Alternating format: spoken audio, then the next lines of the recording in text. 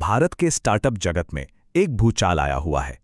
देश की सबसे बड़ी और सबसे चर्चित कंपनियों में से एक ओला इलेक्ट्रिक और उसके सीईओ एक बेहद गंभीर आरोप का सामना कर रहे हैं, आत्महत्या के लिए उकसाने का आरोप। तो चलिए समझते हैं इस पूरे मामले को परत दर परत। ये कहानी शुरू तो होती है एक युवा इंजीनियर की दुखद मौत से, लेकिन ये यहीं खत्म नहीं होती। उसकी मौत के बाद उंगलियां सीधे कंपनी के टॉप मैनेजमेंट यानी सीईओ पर उठने लगी।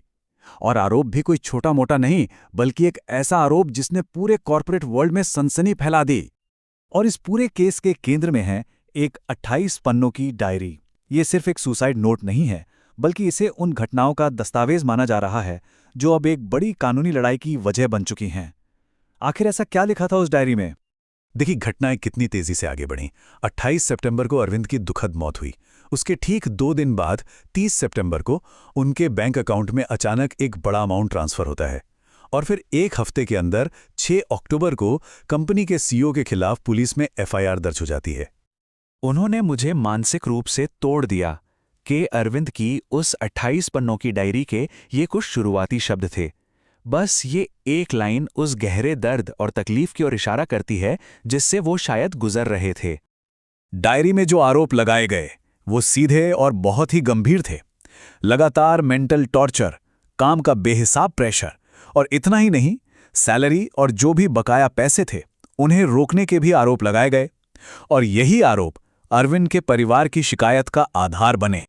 पुलिस में जो एफआईआर दर्ज हुई उसमें 3 पार्टियों को आरोपी बनाया गया है। एक हैं होमोलोगेशन हेड सुब्रत कुमार दास, दूसरे हैं कंपनी के सीईओ भावेश अग्रवाल, और तीसरा नाम सीधे सीधे कंपनी का है, यानी ओला इलेक्ट्रिक। ये समझना बहुत जरूरी है कि ये कोई छोटा मोटा आरोप नहीं है। भारतीय न्याय संहिता की धारा 108 के तहत आत्महत्या के लिए उकसाना एक बहुत ही गंभीर क्रिमिनल चार्ज है। मतलब कानून की नज़र में ये एक संगीन जुर्म है। और यहीं आकर कहानी में एक बड़ा मोड़ आता है। एक तरफ है डायरी के वो दिल दहला देने वाले आरोप, तो दूसरी तरफ है ओला का ऑफिशियल स्टेटमेंट जो इन सभी दावों को पूरी तरह से खारिज करता है।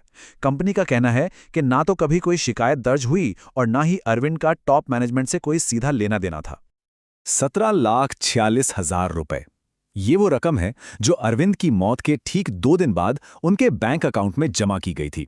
एक ऐसा पेमेंट जिसने इस पूरे मामले को और भी ज्यादा उलझा दिया और कई नए सवाल खड़े कर दिए। और यही वो सवाल है जो अरविंद का परिवार बार बार पूछ रहा है। अगर ये एक normal full and final settlement था तो इसे उनकी मौत के बाद क्यों किया गया? क्या ये वाकई परिवार की मदद के लिए था या फिर कुछ छिपाने की एक कोशिश? अब इतने गंभीर आरोपों के जवाब में ओला ने भी अपना कानूनी दांव चला। कंपनी सीधे कर्नाटक हाईकोर्ट पहुंच गए और एफआईआर को ही रद्द करने की मांग कर डाली। फिलहाल कोर्ट ने कंपनी और उसके अधिकारियों को गिरफ्तारी से अंतरिम राहत दे दी है। देखिए, ये मामला ओला की वर्क कल्चर पर भी एक बड़ी बहस छेड़ता है। और ऐसा नहीं है कि ये बातें पहली बार सामने आ रही हैं। पहले भी कई पूर्व कर्मचारियों ने 14 से 16 घंटे की शिफ्ट, टारगेट पूरा करने के जबरदस्त दबाव और एक टॉक्सिक माहौल की बात की है। इस पूरे संकट का असर सिर्फ कंपनी की इमेज पर नहीं, बल्कि सीधे सीधे उसके फाइनेंस पर भी पड़ा है। जैसा कि इस चार्ट में दिख रहा है, खबर आते ही कंपनी के स्टॉक में लगभग 4% की गिरावट आ गई। और ये तो बस एक छोटा सा हिस्सा है, क्योंकि पिछले 1 साल में कंपनी का स्टॉक पहले ही 36% तक गिर चुका है। तो ये कहानी सिर्फ ओला की नहीं रह जाती। ये एक आईना है पूरे इंडियन स्टार्टअप इकोसिस्टम के लिए। ये हमें ये सोचने पे मजबूर करती है कि क्या तेजी से आगे बढ़ने की इस होड़ में हम कहीं इंसानियत को पीछे तो नहीं छोड़ रहे हैं। इस दुखद घटना के बाद अब एक बड़ी बहस छिड़ गई है। मांग उठ रही है कि काम के घंटों को लेकर सख्त कानून बने, कंपनियों में मेंटल हेल्थ सपोर्ट को अनिवार्य किया जाए और ऐसी पॉलिसीज बने जो असल में कर्मचारियों की भलाई को सबसे ऊपर रखें। लेकिन इन सब बड़ी बड़ी बहसों, कानूनी दांव-पेचों और कॉरपोरेट बयानों के बीच एक बात हमें नहीं भूलनी चाहिए।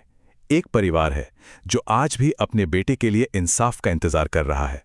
उनके लिए जवाब और जवाबदेही ही सब कुछ है।